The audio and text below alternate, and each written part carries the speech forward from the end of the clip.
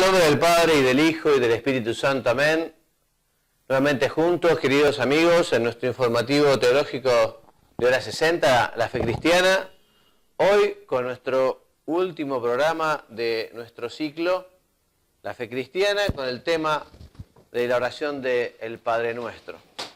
Dios mediante seguiremos con nuestro informativo teológico, pero ya el próximo programa nos dedicaremos a un tema muy específico, que son las nulidades matrimoniales canónicas. En fin, abriremos otra lista de distribución en YouTube para tocar este tema que, en fin, la verdad que mucha gente no lo conoce.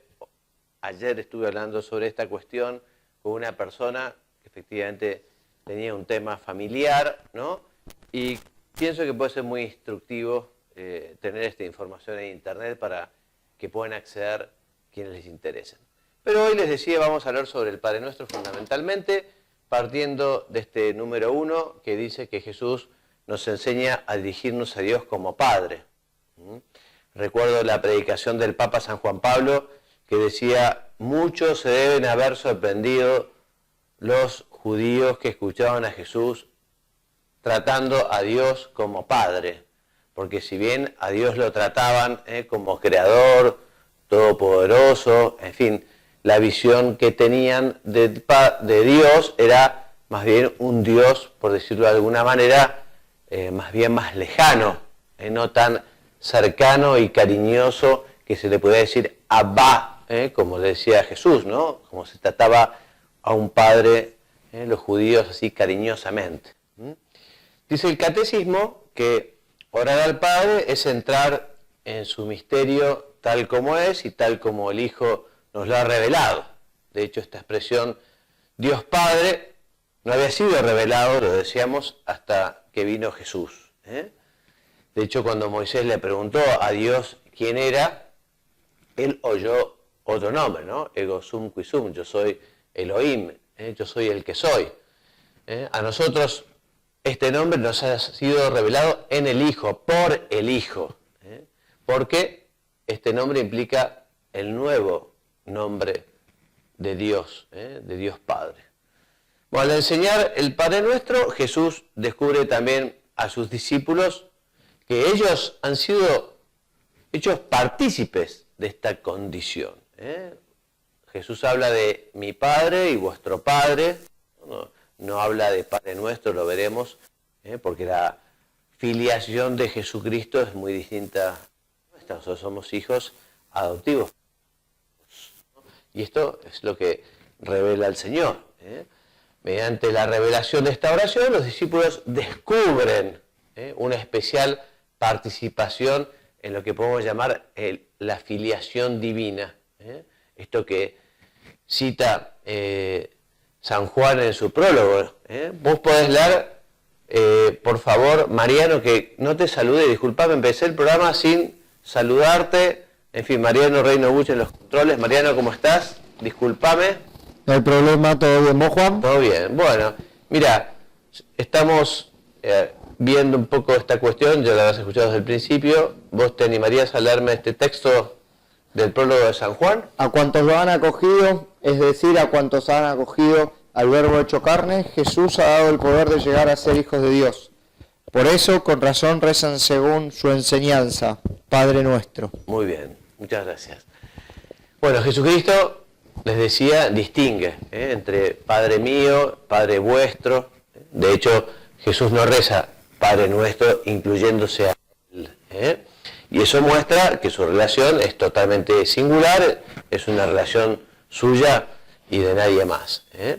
Con esta oración del Padre Nuestro, Jesús quiere que nosotros tomemos conciencia, que los discípulos sean conscientes de esa condición de que somos hijos de Dios, indicando al mismo tiempo la diferencia que hay entre su filiación natural y nuestra filiación, que es adoptiva, y que la recibimos como don, como regalo que nos hace Dios a nosotros.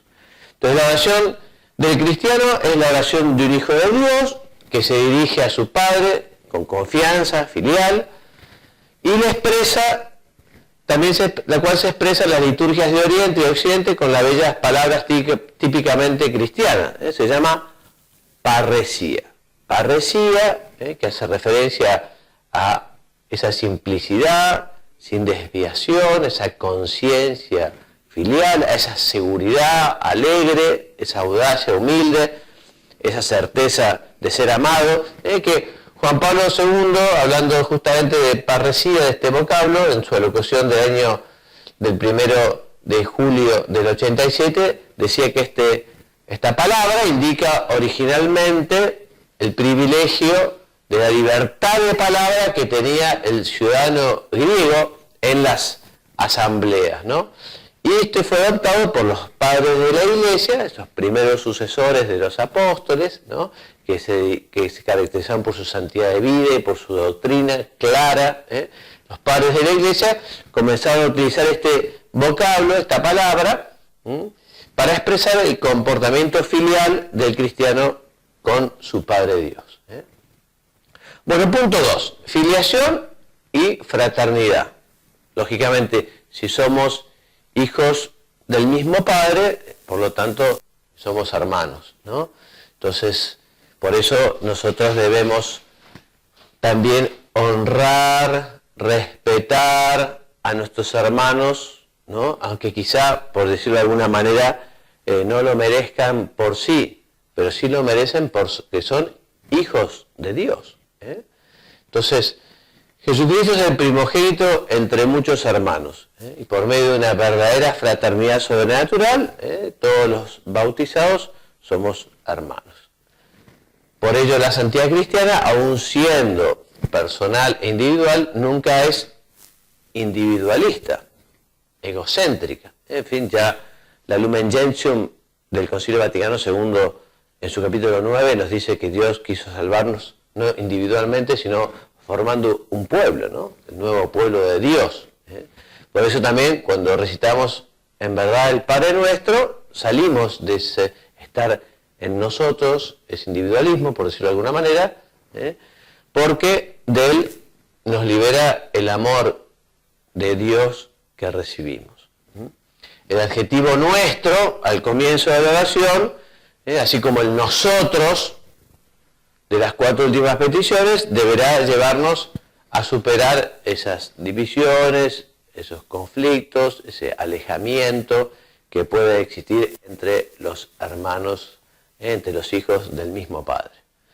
Esta fraternidad que establece la filiación divina se extiende también a todos los hombres, porque, en cierto modo, todos somos hijos de Dios, todos somos criaturas suyas, todos estamos llamados a ir al cielo, todos estamos llamados a ser santos.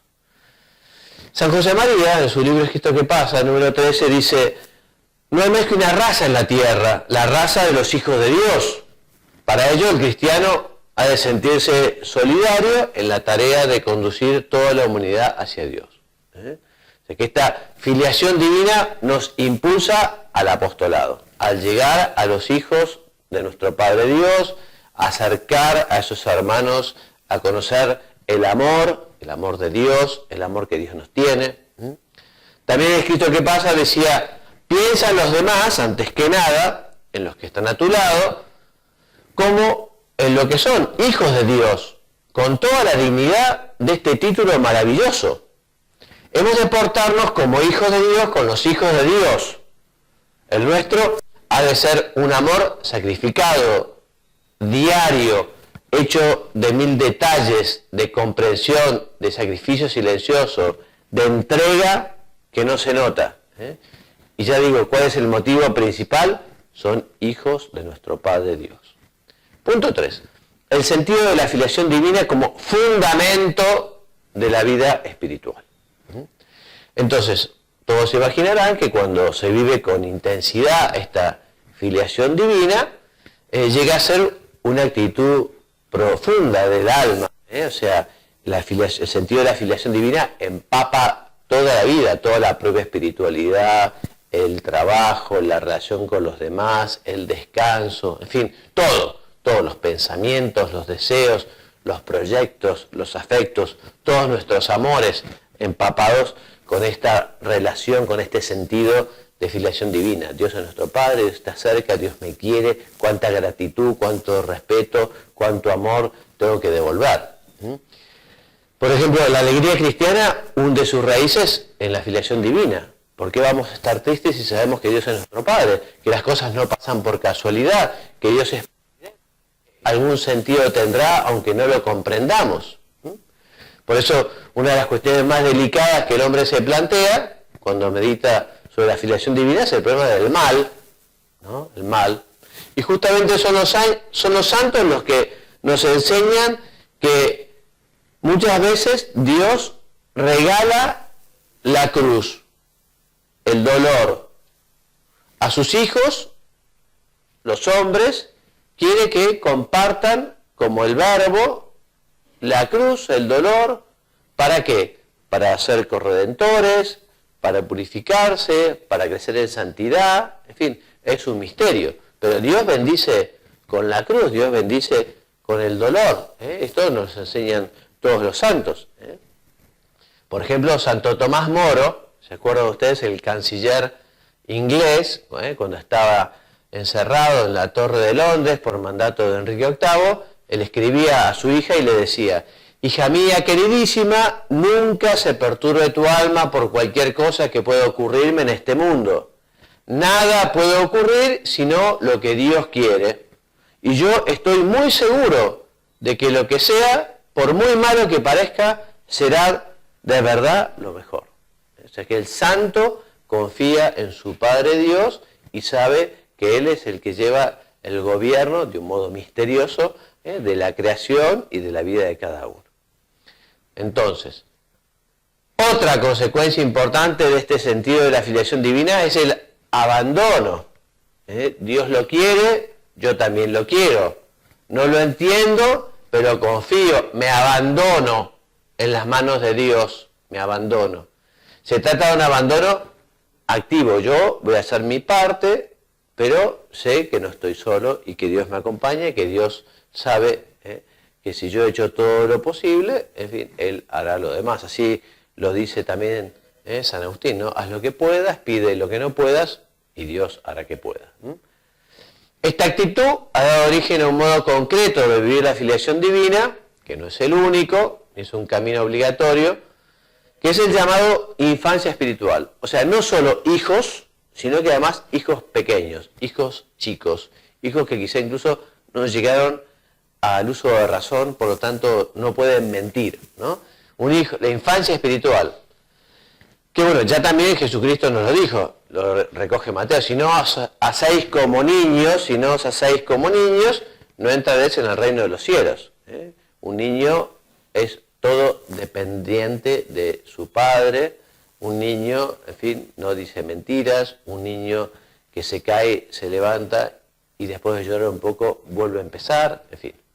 San Francisco de Sales al respecto escribía: en tanto que el niño es pequeñito, se conserva en gran sencillez, conoce solo a su madre, tiene un solo amor, su madre, una única aspiración, el regazo de su madre, no desea otra cosa que recostarse en tan amable descanso. El alma perfectamente sencilla solo tiene un amor, Dios. Y en este único amor, una sola aspiración: reposar en el pecho del Padre Celestial y aquí establecer su descanso como hijo amoroso, dejando completamente todo cuidado a Él, no mirando otra cosa, sino permanecer en esta santa confianza. También San José María recomendaba este camino de la vida espiritual, el de la infancia espiritual, ¿no? Y decía: siendo niños, no tendréis penas. Los niños olvidan enseguida los disgustos para volver a los juegos ordinarios. Por eso, con el abandono, no habréis de preocuparos, ya que descansaréis en Dios. Bueno, y ahora vamos a pasar a hablar de cada una de las peticiones del Padre Nuestro. O sea, después de haber enunciado esta idea central, que Dios es nuestro Padre, que Dios está cerca, que está en el cielo, siguen las 7 peticiones. Las tres primeras peticiones tienen por objeto la gloria del Padre, la santificación de su nombre, la venida del reino y el cumplimiento de la voluntad divina. Y las otras cuatro presentan al Padre como nuestros deseos. Estas peticiones conciernen a nuestra vida, para alimentarlo, para curarla del pecado, se refieren a nuestro combate, para la victoria del bien sobre el mal, sobre el pecado, sobre el maligno. O sea que el Padre Nuestro, además lo sabemos, porque lo dice Santo Tomás de Aquino, es el modelo de toda oración. Y bueno, es la oración que nos dejó Jesucristo, la oración del Señor. Entonces, en fin, por eso esta oración del Señor, esta oración dominical, es la más perfecta de todas las oraciones, porque en ella no solo pedimos todo lo que podemos desear con rectitud, sino que además según el orden que conviene desearlo. De modo que esta oración no solo nos enseña a pedir, sino que también forma toda nuestra afectividad, nuestros sentimientos. Primera petición, santificado sea tu nombre. Entonces, esta santidad de Dios no puede ser acrecentada por ninguna criatura. O sea, nosotros no podemos hacer algo para que Dios sea más santo. Esto es evidente, ¿no? Por ello, el término santificar debe entenderse aquí en un sentido estimativo, o sea, reconocer como santo, reconocerlo, tratar de una manera santa. Ya lo dice la Escritura, el libro Levítico, sed santos porque yo soy santo. O sea que nosotros debemos ser santos para poder dar testimonio de la santidad de Dios y poder pronunciar santamente el nombre de Dios. Segunda petición, venga a nosotros tu reino. Esta segunda petición expresa la esperanza de que llegue un tiempo nuevo. Estamos esperando la segunda venida de Jesucristo, que vendrá como Rey de Reyes, Señor de Señores. Esta petición, ¿no? Maranatá, ven Señor Jesús, este deseo de que efectivamente el Señor vuelva. Bueno, se trata principalmente de la venida final del reino. Pero mientras esperamos la venida final del retorno de Cristo, también estamos tratando de construir su reino aquí y de que efectivamente Cristo esté presente en el mundo hoy, a través de cada cristiano, cada institución, bueno, que Cristo reine también hoy. Por eso dice aquí, el reino de Dios ya ha sido incoado con la iglesia. Por eso esta segunda petición manifestamos también el deseo de que Dios reine actualmente en nosotros por la gracia y de que su reino se vaya extendiendo en todos los hombres, en las naciones, en fin. Tercera petición, hágase tu voluntad en la tierra como en el cielo. Entonces, la voluntad de Dios es que todos los hombres se salven, que todos los hombres lleguen al reino de los cielos, que todos los hombres alcancen la bienaventuranza eterna.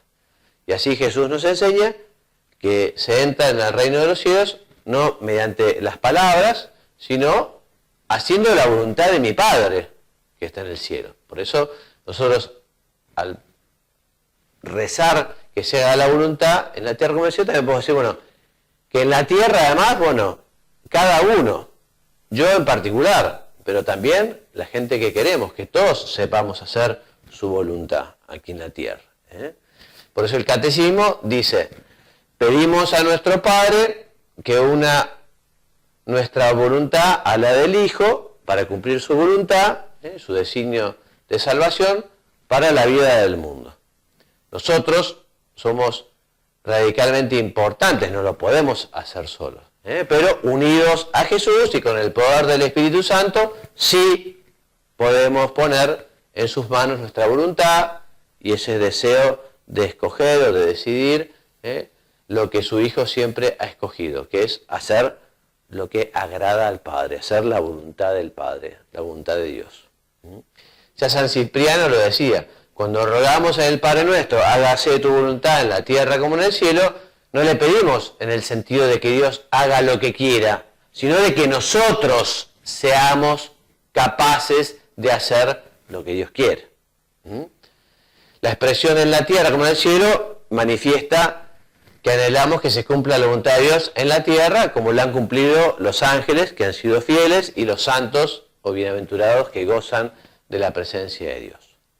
Cuarta petición, danos hoy nuestro pan de cada día.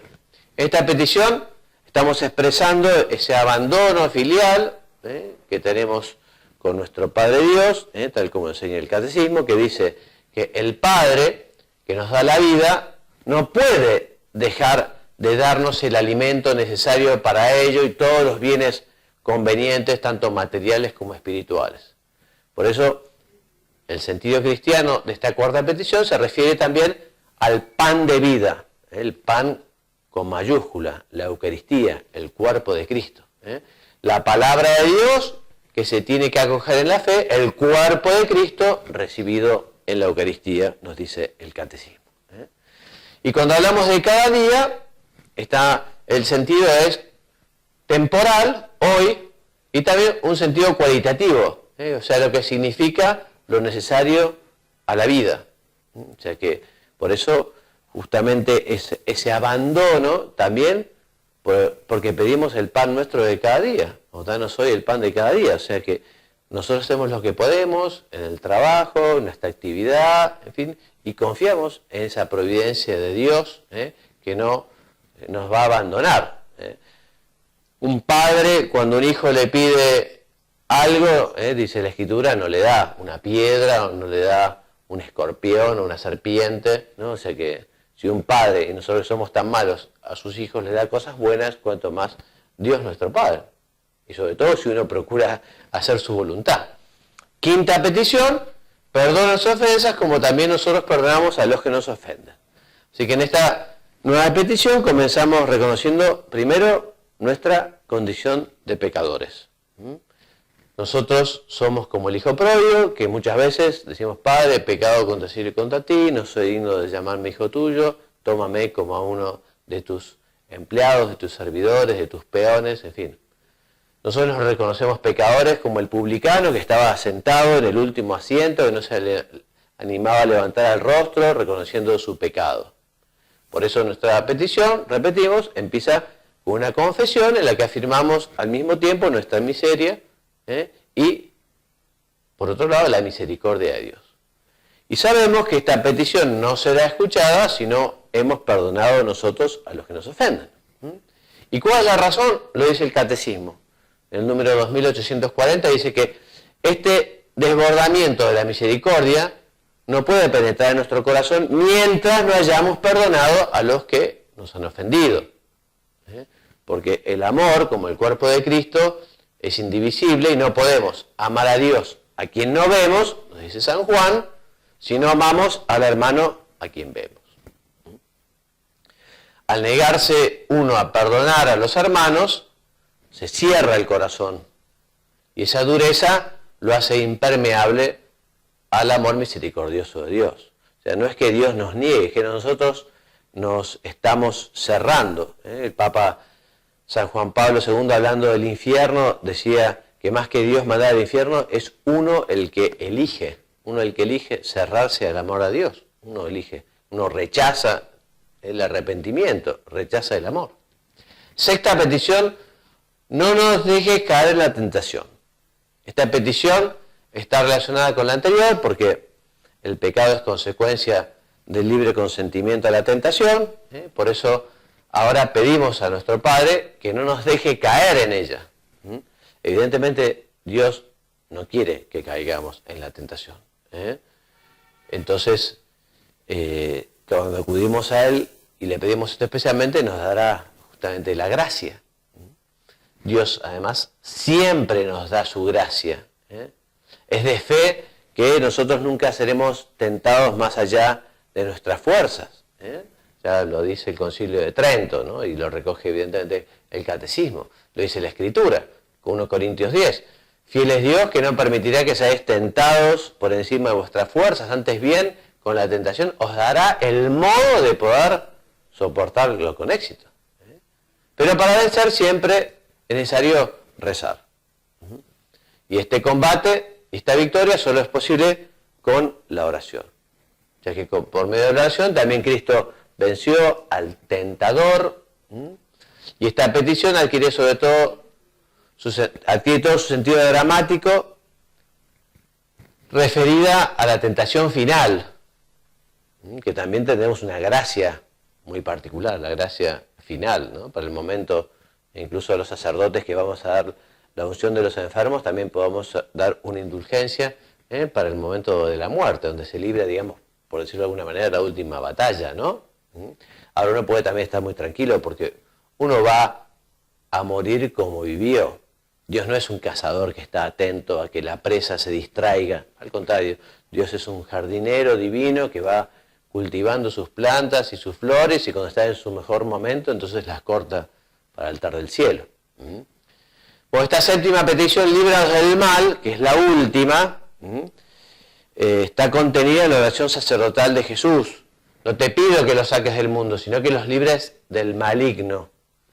Por eso, cuando hablamos del mal, no es una abstracción, sino que significa o designa a una persona, el maligno, Satanás, el ángel que rechazó a Dios.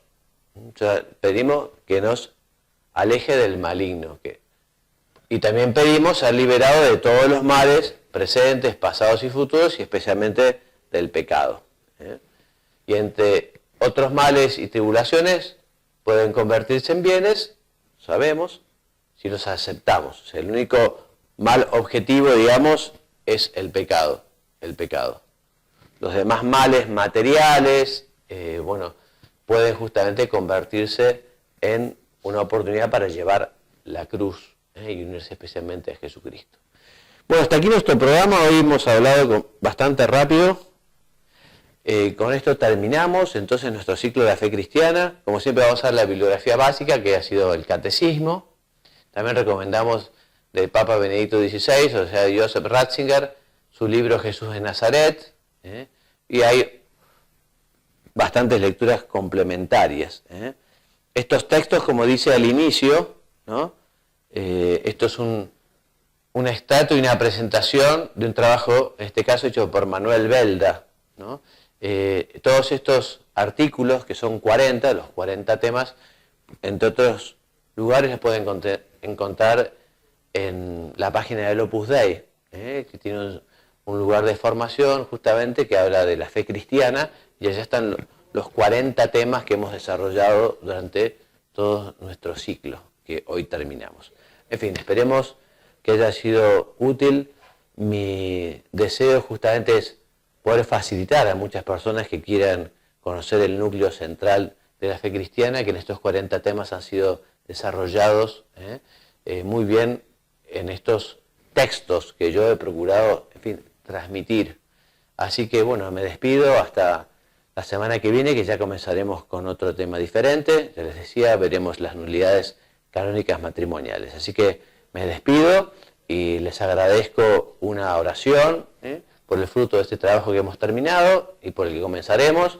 Nuevamente agradezco muchísimo a Mariano Reino Buch la posibilidad de venir aquí a Hora 60 a grabar estos programas. Mariano, aprovecho para agradecer nuevamente el trabajo de ustedes y felicitarlos por la tarea que hacen.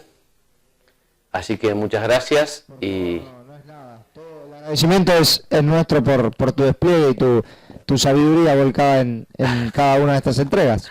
Qué bueno. Así que bueno, recemos para que tenga fruto todo este trabajo nuestro. Y me despido enviándoles la bendición, que Dios los bendiga y los haga muy santos. Amén. Muchas gracias.